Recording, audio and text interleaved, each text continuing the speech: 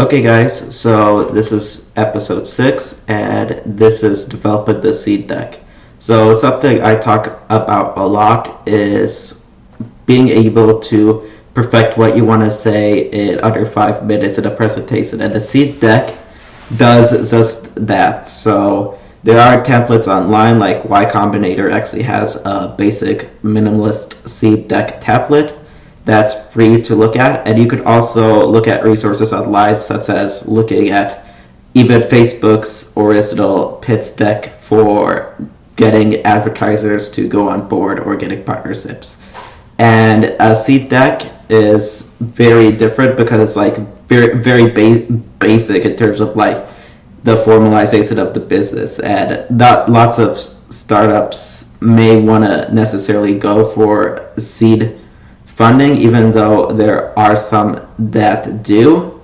because you may want to get more of the bigger funding rounds where you don't have to give up that much equity. And a seed deck is interesting because it allows you to later develop it into like this really good pitch deck that you might utilize for Series C or D funding. Even if you don't actually Even if you're not looking for funding at all, it's still good to make a seed deck, just because you could see how far you go and you could update it over time. And a very important thing is being able to convey like the gist of your business. Like, it's nice to first off, like, first or second slide, or the slides where you just basically start talking, it's nice to just give a quick statistic or basically convey the pain point message. Because once you're like, okay, this is a pain point, this is how we fix it, this is what we've done so far, this is what we want to do later on, what do you think?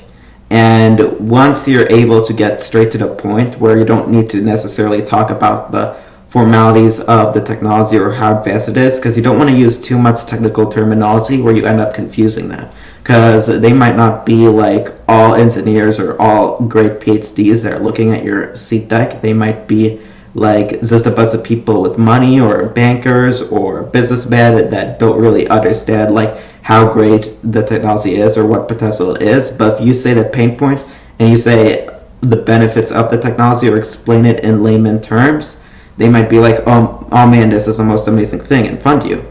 But if you say it where they're like, this sounds like science fiction, or they're confused, or they don't understand a word you're saying and feel like they need it to be translated, and you're just ranting on and on and on, they might be like, okay, this guy obviously doesn't know what he's talking about, or this is way too complex, he'll probably need more money, or I don't understand this technology, and for that reason I'm out.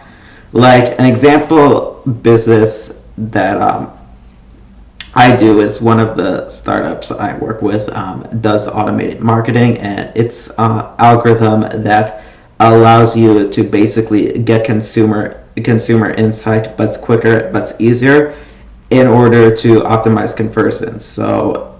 the benefit is that you're utilizing AI, blockchain technology, and this advanced integration, where you're able to basically formalize marketing, where you're basically getting a conversion based access. So conversion based access is obviously like the best form of marketing, because for like $1 you could say you get a customer. This is just a randomized example, but all in all, it's 66% cheaper than Google AdWords at lots of the competitors. Now, if I said that pitch to someone, they would not have invested in me, because I ended up ranting too much about the technology. I'm like, it uses advanced AI, blah, blah, blah. And even though the marketing thing works, the marketing AI, if I ended up pitching this in under 1 minute and I was just basically like, this is so you save money on advertising, they would have probably been all in. Or if I just said, I have a special software that saves clients 66% on advertising, instead of going into like the details of the AI or what I'm doing, or I have this that I do this with,